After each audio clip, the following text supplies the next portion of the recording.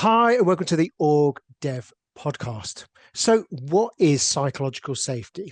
It's a term we hear often in organizations, but what does it really take to create it?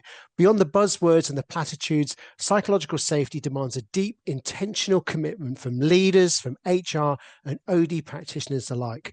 But it's not a tick box exercise. It's about designing environments where every individual feels safe and confident to bring their authentic self to work every day.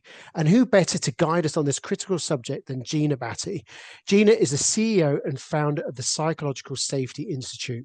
She's a world-renowned psychological safety consultant, a trainer for multinational corporations, Fortune 500s, TV, film, radio, and the global press as well. Her organization, PSI, is on a mission to empower leaders, eliminate negative behaviors, and improve communication, all in the service of creating a healthy workplace culture.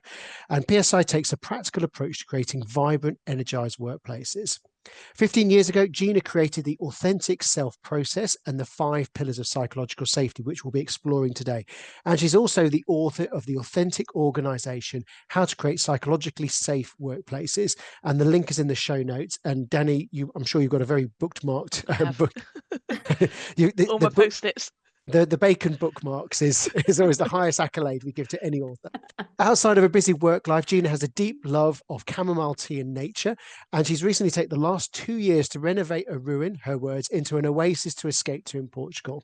So welcome, Gina. We're delighted you could join Danny and I on the Organisation Development Podcast today.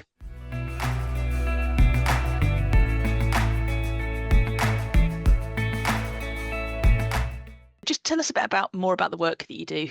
Yeah, absolutely. So, long story short, CEO, founder of Psychological Safety Institute. Where to start? All right. So, I guess early in my career, I had 2 very different encounters with psychological safety that literally shaped everything that I do today. So, I've got a background in teaching and training, and I've got a range of lived experiences of psychological safety in the workplace. It was those 2 different encounters that I had that brought me to leave teaching behind and to set up the Institute. So in terms of our work at the Institute, we are global leaders in workplace psychological safety and workplace culture. Our mission is to create workplaces where people thrive. We challenge and transform outdated workplace cultures and workplace attitudes.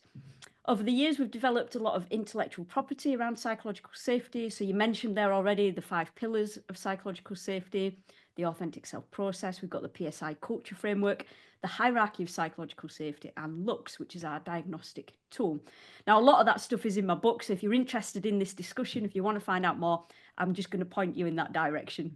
So in terms of what we do, we use our own methodology and frameworks to identify the root causes of toxicity and psychological safety issues within organizations, as well as to, quite obviously, address them.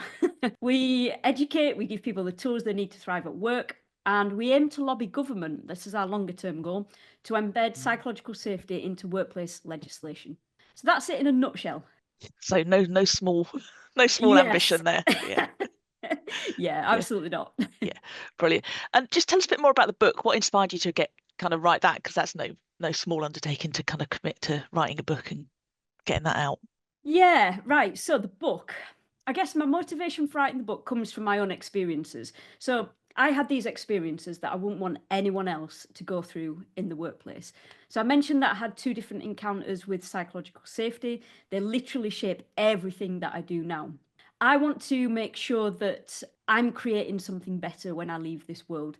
I guess in terms of the book, I wrote it for a few reasons. The first is to make sure that no one else has to experience what I did. The second is to bust the myth that psychological safety is just about speaking up or making mistakes. We often hear that that's what it is, but actually there's so much more to it than that. The third thing is I'm constantly asked by organizations how to create a psychologically safe workplace and how to fix toxic cultures. So this book is my way of sharing practical, actionable steps based on the methodology that we've developed at the Institute. And I guess part of this whole picture is I want to challenge and change outdated workplace attitudes and cultures. I believe everyone has the right to feel safe at work. So this is my kind of present to the world, if you like, to help to achieve that. We hear the word psychological safety in the workplace a lot. There's a lot of words in the workplace, strategy, agile, they kind of lost their meaning. And psychological safety is one of those subjects. What is psychological safety? Like, how would you define it? I'm glad you've asked. Okay, because a lot of people don't really understand what it is.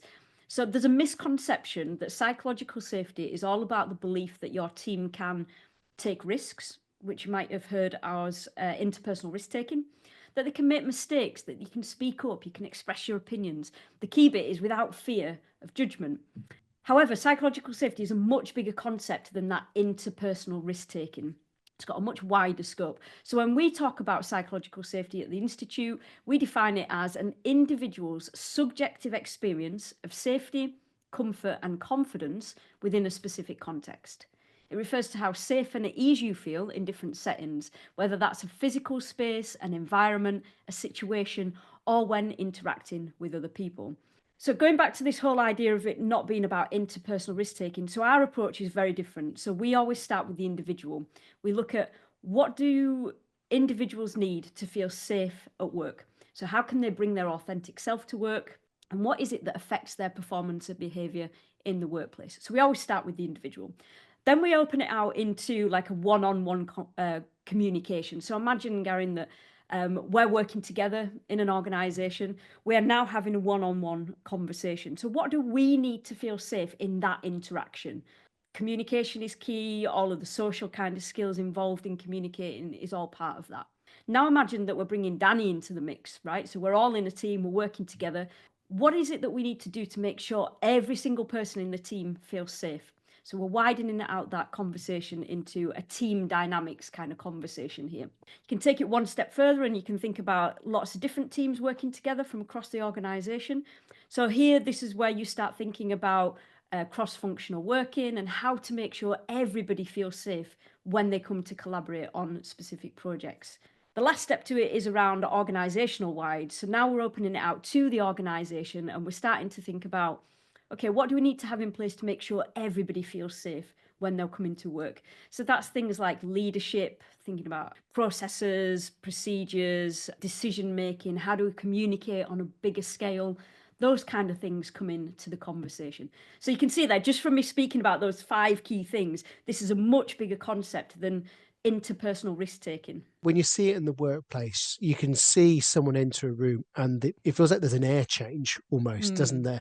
And you can sort of see power dynamics at play, can't you? Where people then start to self-censor what they say as well. Is that something that you see quite a lot? All the time. All the time. Seriously, yeah. Yeah, it's an interesting one. Whenever we get called into organizations, they tend to want us to go into typically talk about things like leadership issues or issues with team dynamics. But very quickly, when we go through our process, we always start with diagnostics. So figuring out what's actually going on and not just going off what people are telling us is going on. So we go in, we spend a bit of time in the organization, we really get a feel for the culture and the people and how it all works and interacts. And actually that, what you just said is key to it. So a lot of people don't feel safe to bring their authentic self into that situation. They hide, they censor, they mask, which then has a knock-on effect to how I communicate with somebody else, how I communicate in a team, how I communicate when I'm working cross-organizationally. So yeah, it has a massive impact. And we usually start our work there with the individual before we start working out to all those other levels. Gina, so what's the difference between psychological safety and trust? Yeah, so here's how I see it. Psychological safety and trust are often discussed together, but they are distinct concepts with different focuses. We've already looked at what psychological safety is. So as I define it, it's around the confidence and comfort to express your authentic self and engage openly with other people, creating that environment where individuals and teams can thrive, even in challenging situations. I just talked through the 5 different levels there of how safety manifests. So it starts with you go on to interpersonal safety, we go on to team dynamics, collaboration safety, and then organizational safety. Trust, on the other hand, is, how can I describe it? It's more relational, I guess, and focused on individuals. So trust is the belief that someone will act with integrity and reliability. It's built over time through consistent actions and mutual understanding, often in one-on-one or kind of small group contexts.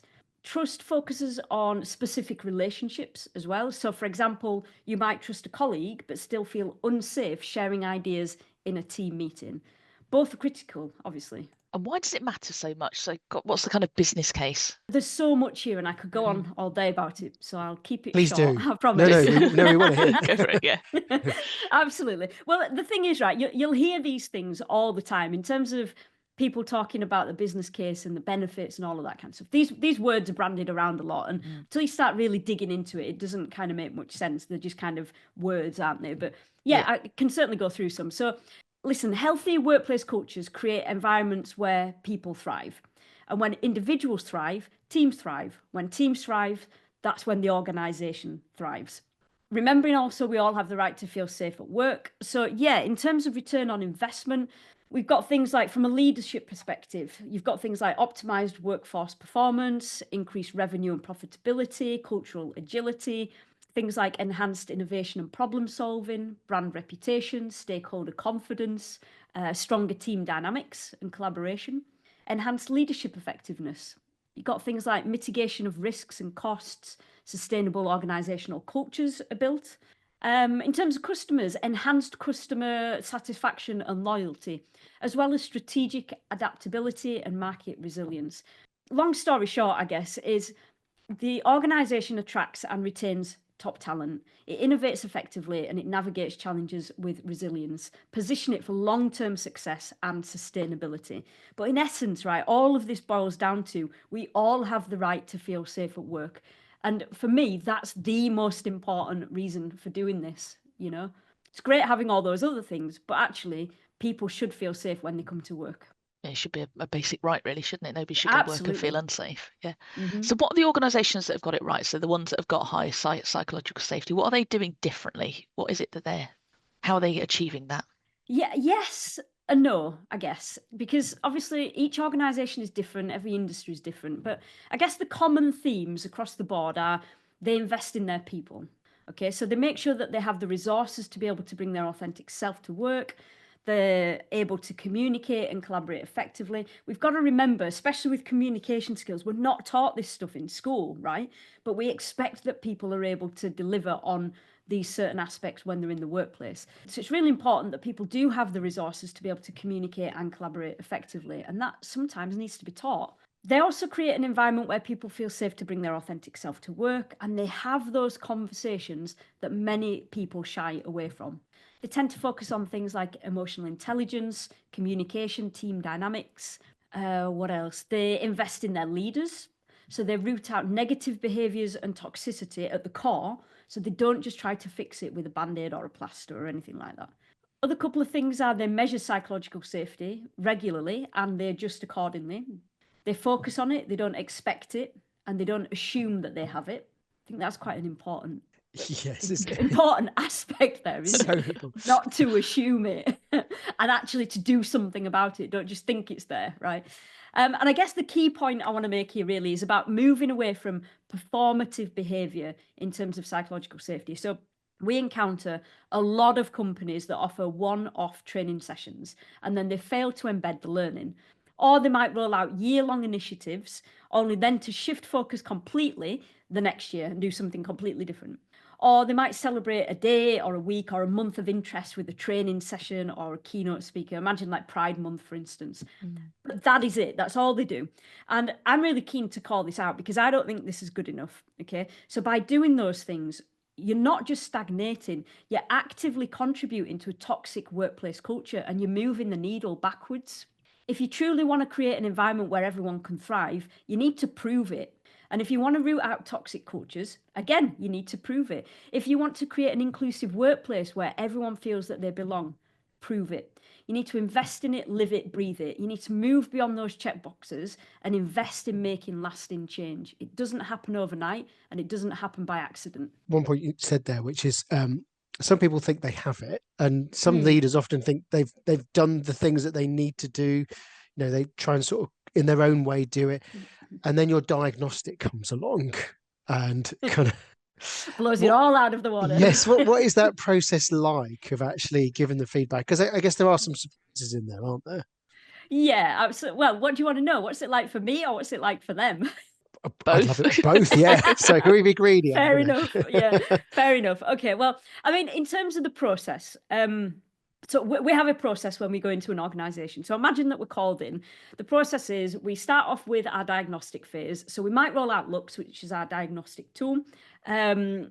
And we spend a few days, or actually it can be longer than a few days. It depends on how big the organization is. But we spend time in an organization really getting to understand what is going on. We look at all the data that they've got. We ask them tons of questions. We sit in on meetings. We do one-to-ones. So it's a really immersive process. So that's the diagnostic phase. And at the end of that, what I'm looking to do as part of that process is figure out what are the toxic hotspots, what do they need to work on, and then I give the recommendations to them. So the second phase to it then is once I've given the recommendations and they've decided what they want to take up, that's when we start delivering it. So that's like an intervention stage, really. So we deliver all the interventions.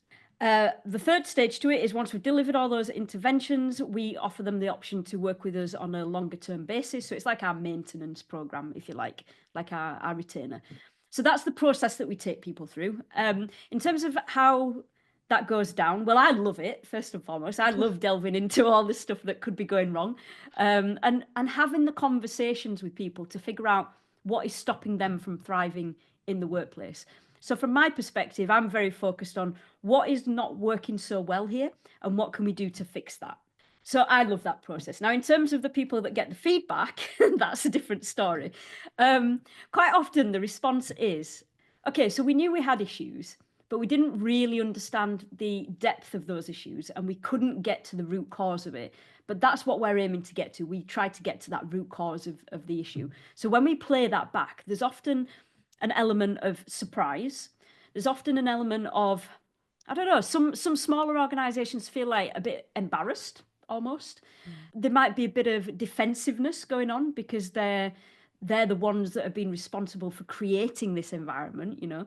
So quite often it's met with a little bit of resistance, but once they get past that and once everybody gets over ego and all of that kind of stuff that gets in the way in that first instance, that's when the really exciting conversations happen because we're all there for the same purpose. We all want to fix what's going wrong in the organization, and we want to create that environment where people can thrive. So yeah, as soon as we get to having those proper conversations around, so this is what we found. These are our thoughts on what you could do to improve those things. As soon as we get into that, it totally transforms. The relationship transforms. You know, people are more open and they want to bring you in and they want to start on that process. There's often at times moments where people get very, what's the word?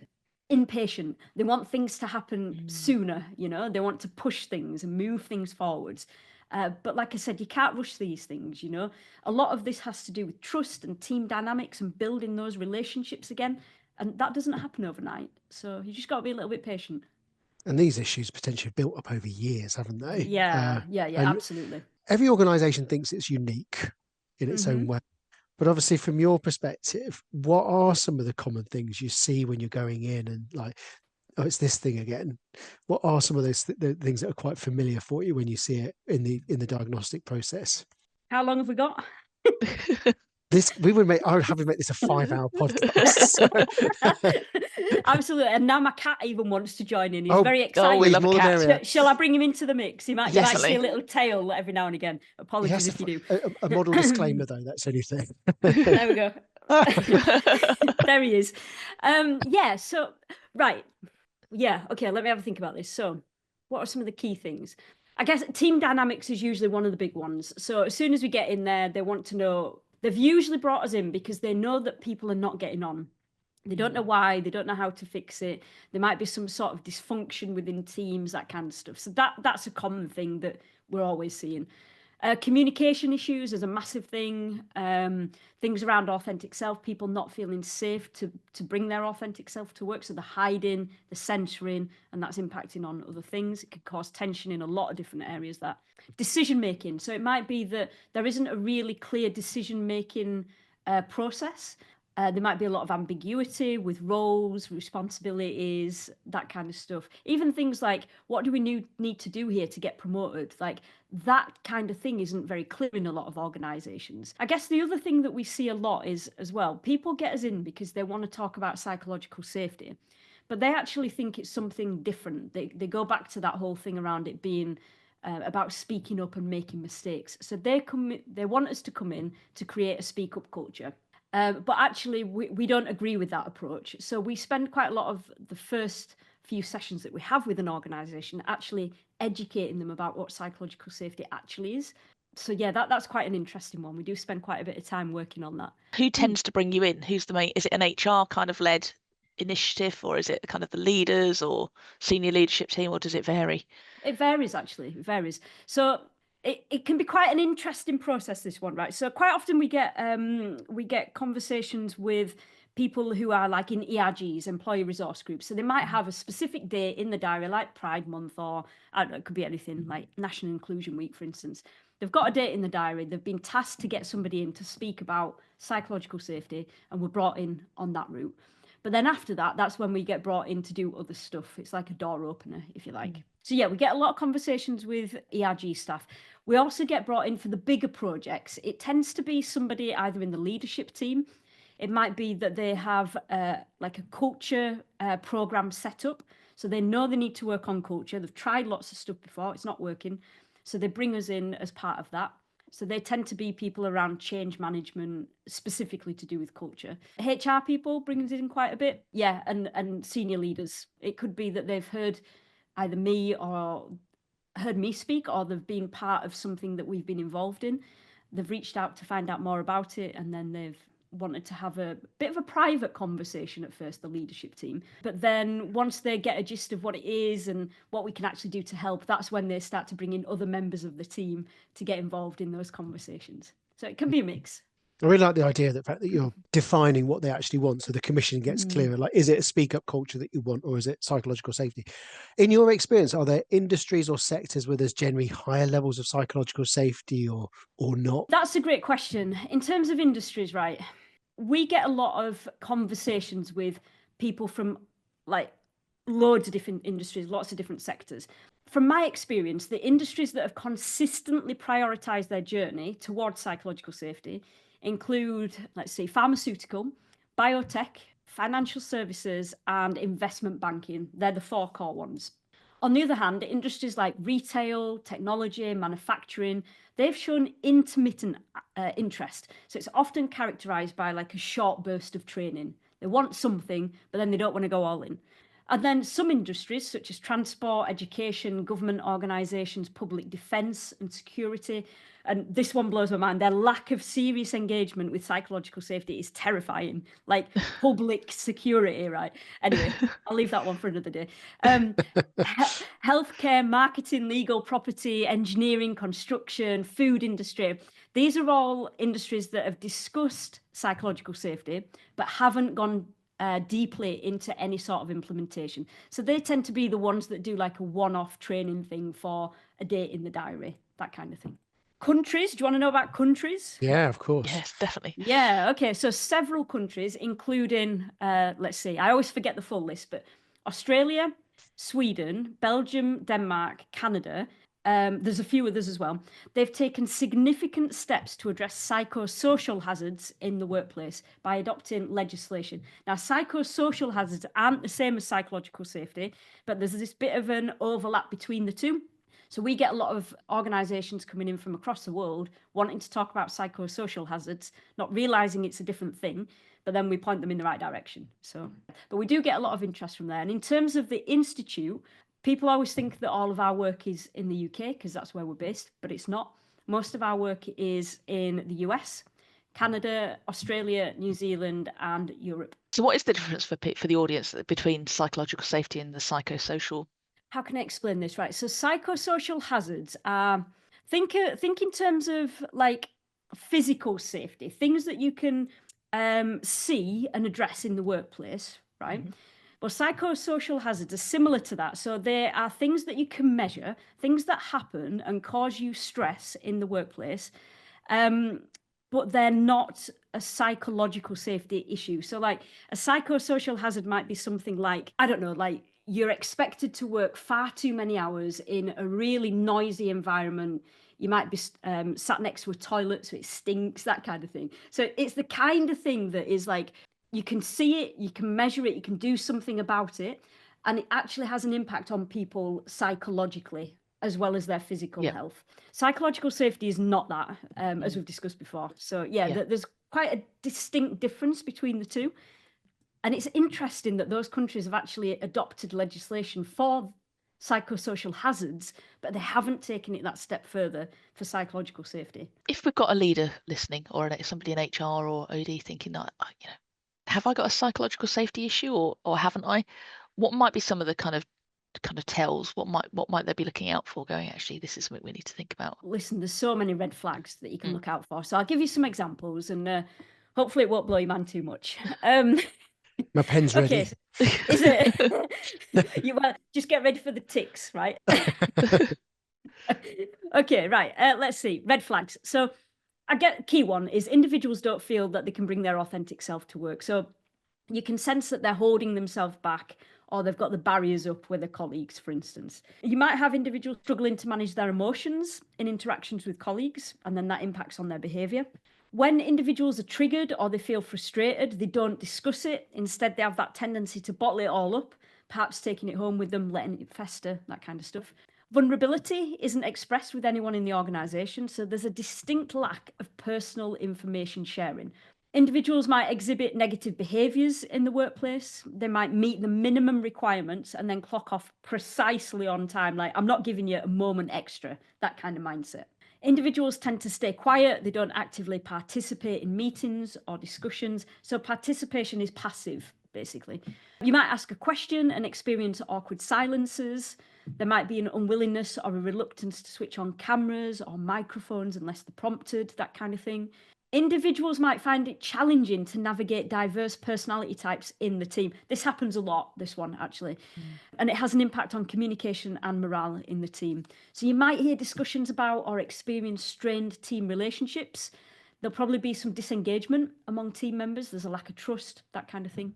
You might also find that there's consistent misunderstandings or misinterpretation of messages, resulting in confusion or conflict. Individuals don't tend to express their expectations of other people clearly enough, and that can often lead to frustration and conflict situations. Unexpressed expectations are probably one of the biggest sources of tension in a workplace, so it's really key to look out for that. I guess other things are things like messages are overcomplicated, there's a failure to deliver them clearly and succinctly. Individuals might exclude other people with their choice of language. There might be a reluctance or an unwillingness to seek clarification or any sort of feedback. Things like individuals don't actively contribute to team goals, objectives, or projects. So there's like a hesitance or a reluctance to collaborate with other people or even share progress on the projects that they're working on. Micromanagement is usually rife in these kinds of environments. You might have a culture of blame, which is widespread. You're likely to have high rates of absenteeism and presenteeism. So there'll be a steady or a large flow of people leaving your organisation or your team without necessarily expressing the reasons why. And then lastly, I guess measurement of psychological safety is either non-existent or very limited. So, I mean, there's a lot of stuff there. Those are all indicators that suggest a presence of a psychological safety issue. The list isn't exhaustive, but it certainly gives a good starting point for you to start identifying if you might have an issue. I think lots of that will be familiar with for a lot of people. What about 97% of people watching this? How many ticks did you do then, Gary? We should do a trigger warning on this episode. Sorry, everyone. Absolutely. So leaders heard that and they thought, actually, that sounds a bit like our organisation. Where do they start? What do they do to start to build a kind of improved psychological safety? It's overwhelming, isn't it? Like, where do I start? And people are time poor. You know, one of the constant battles that we have with our work is to get people to stop being operational and take a step back and look at what's going on around them as well. Is that something that you encounter? Oh, all the time. Yeah, absolutely. And I think, like you said, people are time poor. They think that actually they need to stop to be able to do this, but actually they don't. They just need to have an awareness of it whilst they're doing what they're doing. So I guess that I've got loads of different things I could talk to you about here, I guess. The first one I would say is to learn more about what it is. So really understand what psychological safety is before you start doing anything about it, and commit to it personally. So on a practical day-to-day level, I would suggest starting with doing some inner work for yourself. So work through pillar 1, which is self, focuses on self-awareness, authentic self, that kind of stuff. If you want some ideas for that, there's loads of good stuff in the book. I talk through pillar 1 in a lot of detail. loads of activities in there for you to work through. So if that's something you want to work on, I'm going to signpost you to the book. Get everyone involved. So start the conversation about bringing your authentic self to work. I always encounter this resistance for people to do this in the workplace. They don't want to have that conversation in teams. So we're usually brought in to facilitate that conversation. So we get people in a room and we start talking about who do you think you are? How do you think you show up at work? Those kind of things. What's the difference between your authentic self and your identity? Those kind of questions are really important for people to start thinking about personally. And then we start thinking about what's affecting your performance and behavior at work, those kind of things. We get people to do that on their own. Then we bring people together and they realize that actually they've got similar lists. It's quite revelationary for a lot of people. So yeah, that work on bringing your authentic self to work and having that conversation is really important. Raising your awareness on psychological safety. So what is it? Why is it important? How can you contribute to creating a safe workplace? I think other things that you can do as a leader are to provide training and tools to support your staff. Don't assume everybody has these skills and knowledge to be able to do this. So provide some training on authentic self, communication skills. As I said before, we don't get taught this stuff. We need to learn it quite often. Think about things like conflict resolution strategies, emotional intelligence, and really work on team dynamics and how to navigate different personalities and work preferences. I guess 3 other key things here on the day-to-day level are clarify expectations and boundaries. Otherwise, that's going to be a massive source of tension within your conversations. Encourage your teams to establish ground rules and a conflict resolution plan. When you've got those, it takes the edge off any sort of conflict. Okay, so I'm highly going to recommend that everybody does that. And then the third thing is measure it. So know where you are now and then measure it every year so you can really understand what's going on within your organization. Get some robust data on it so you know where to focus your attention. You want to conduct regular assessments. You can use Lux. We've got a diagnostic tool that measures psychological safety. And yeah, by doing that, you're then going to be able to pinpoint specific areas for improvement. Use the feedback, use the recommendations you get from Lux to refine your approach continuously. So that's kind of on a practical day-to-day level. Do you want to know some strategic and team-wide interventions, or do you think that was... No. Keep going. Keep going. All right. Keep going. Okay, fair enough. Trying to remember everything from my book now. Okay.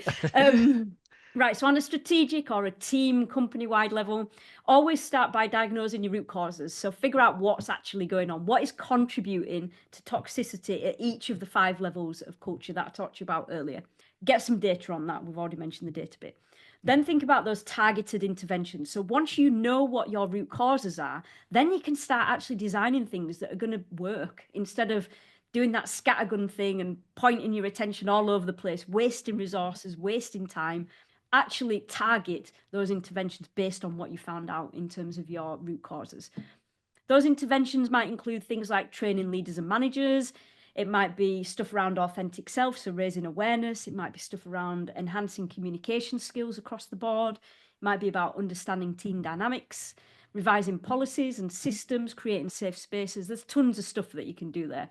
But by proactively addressing these areas as a starting point, I think it's really essential. It's going to help you to cultivate a healthy and resilient workplace culture. There's a few things you can think about. Yeah, that's so deeply practical. And obviously, just sort of a sidebar comment. When Danny sort of found this book and read it and came, and you were just like, "This is really, really deeply practical book." So it's a really high recommended read, isn't it? Yeah, absolutely. And I think with the point you made about expectations, Garen and I spend half our lives, more than half our lives, talking about the importance of expectation setting and doing that. And I love the idea of the conflict resolution plan. What does that look like? Because it's really hard, isn't it? Once you're in conflict or things have kind of started to unravel, it's much harder to work out a way forward. What does that look like in practice? What do organizations do? Do it before, right? So write a strategy before. The minute that you get into any sort of conflict, if you don't have it, it's like the conflict is 20 times worse because you don't know what to do. You're trying to navigate your emotions instead of going, oh, hang on a minute, we've got a strategy here. This is what we do. We follow these steps and this is how we're going to work to resolve it. So always get it in place in advance. So when you come in, when you're thinking about a conflict resolution strategy, I mean, some teams do it individually. So you might have each individual team has their own conflict resolution strategy. You could also have a company-wide one if it's necessary. It might not be for some organizations, but the key thing is imagine that you're doing it in a team, get everybody in the team together. It's something that everybody has to input into. It's not something that a leader writes and then disseminates. It's something that everybody has an input into. So you would have a conversation about, okay, before we get into conflict, we want to make sure that we're dealing with it in the best possible way. We're taking people and personalities out of it, because that's not what it's about. We want to focus on what can we do to improve the situation or to resolve the issues that are coming up. So then they have a group discussion, figure out what's important to them. We typically give them a few different areas that they might want to look at to focus their attention on. It depends what we give them based on their organisation and what's coming up for them. So they then have a group discussion, figure out what's important to them. They'll do a bit of brainstorming, and then they'll vote on the appropriate ones. We'll theme them, that kind of thing. They'll vote on them, prioritise them. And then after quite a bit of debate, usually, we come up with a really clear plan of these are the steps that we take. So typically that might look like, okay, so something's happened between, I don't know, a couple of people in the team.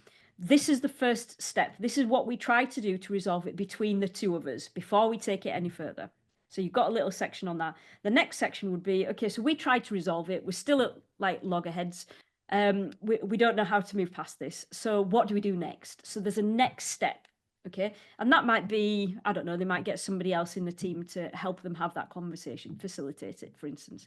Could be loads of stuff, but that's an example. If that intervention doesn't work, then what's the third line intervention? Do we need to get a leader involved? Do we need to get HR involved? What does that look like? And then if we still can't resolve it, what's the next step after that? So it's like having 3 or 4 different steps of, if this doesn't work, then we do this. And if that doesn't work, then we do that. But that, when some sort of conflict happens in a workplace, when you have that, the minute that you have that conflict, you know exactly what to do. You can literally deal with your emotion and not have to deal with what is the process that we have to take ourselves through. So we always say, go away, figure out the emotion that is going on for you, figure out what triggered it. And this is where the authentic self stuff comes in. You need to figure out what is triggering you to feel that conflict in that situation. Is it the person? Is it the words that they used? Is it that it's reminded you of something that happened 20 years ago? That kind of stuff is really important to dig into. So figure out what that emotion is for you. You might want to take yourself away for 10 minutes, an hour, a couple of days, whatever it takes for you to deal with that in the moment. And then you can come back together when you're both feeling a lot fresher, when you're not feeling that emotion as strongly. Come back together and figure out how you're going to resolve it, because this isn't about people or personalities. It's really important to remember that.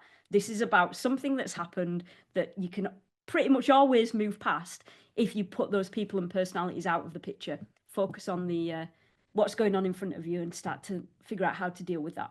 And these are skills for life, aren't they? Because so many people, God, yeah. people just, we don't necessarily have awareness of our emotions, or we don't have a name for them, or we have a very basic palette of descriptions for it as well. So when you're getting them to do that work, that must be quite challenging, but really quite cathartic as well.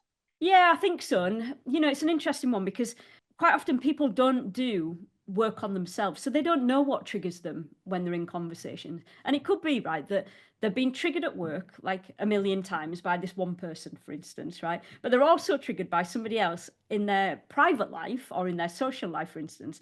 And it feels quite similar, but it's a different person, it's a different situation, it's different words, right? But it's the same essence, right?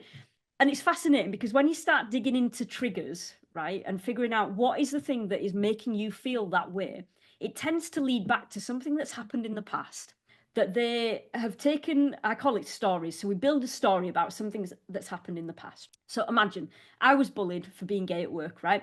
True story. I took that away. I created a story about it. And then when I went into any sort of organization after that, that's what I would tell people, because that's my story. That's what I've put against that thing that happened to me. But now, if I go into any sort of situation where I feel that level of emotion that I felt when I was being bullied, it might be I come across the same kind of personality.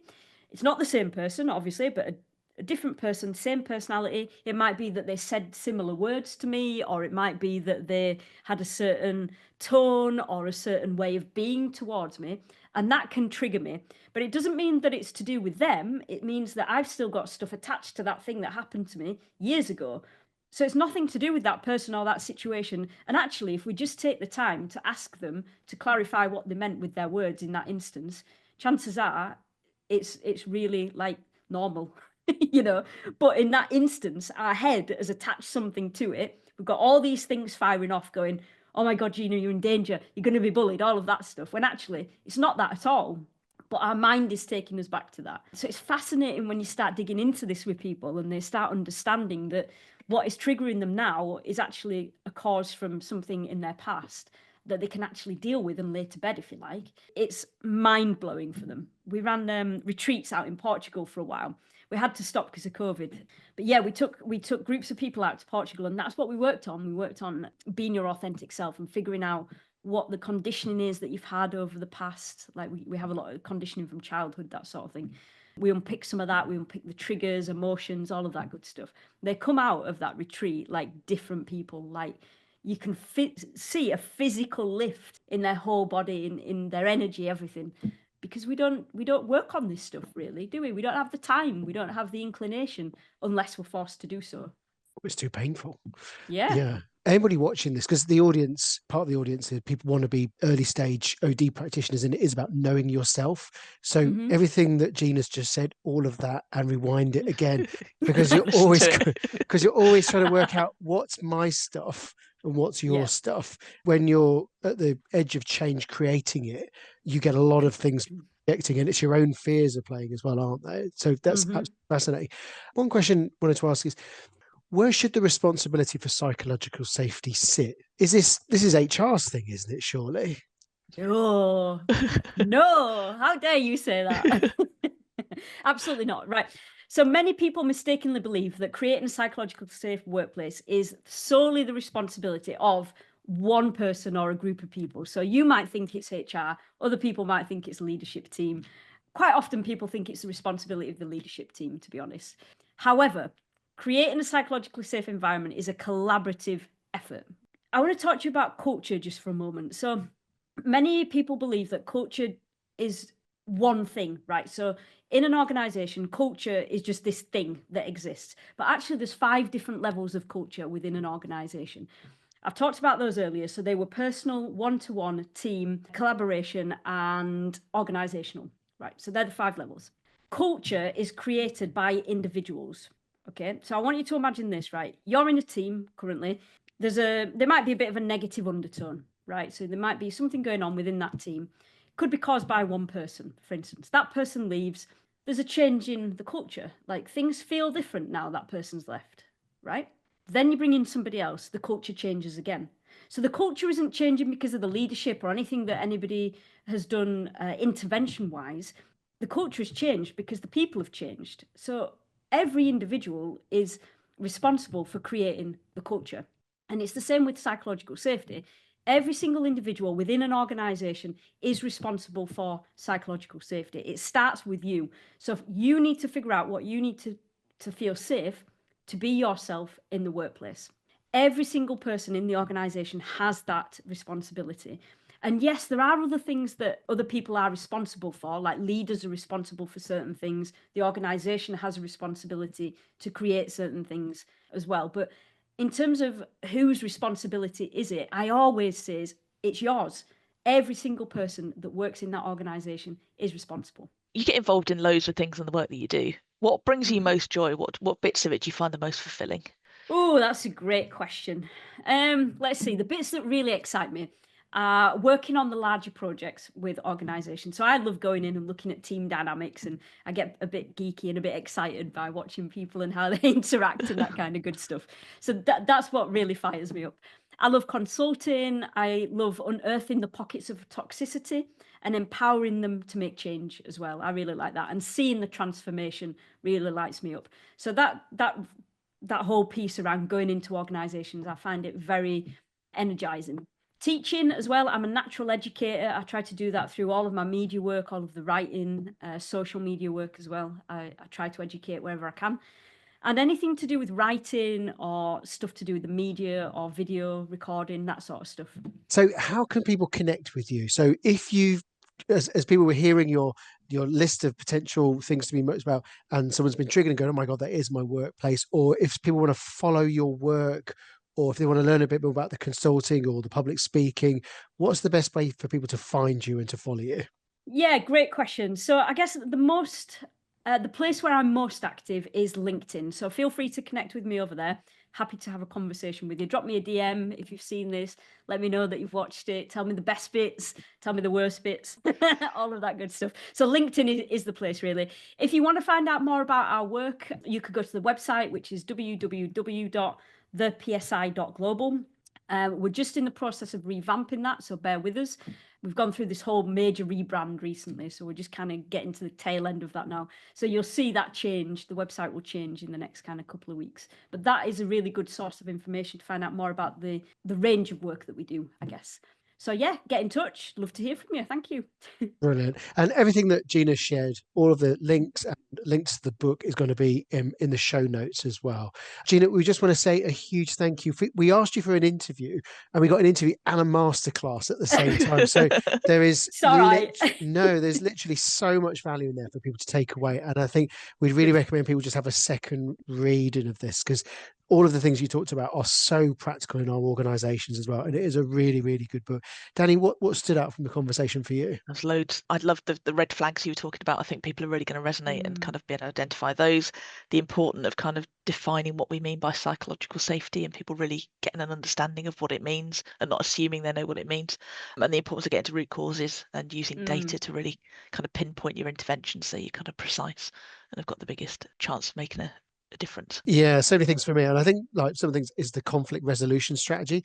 As the UK, as a nation, we are crap at conflict. So are we? I've not noticed.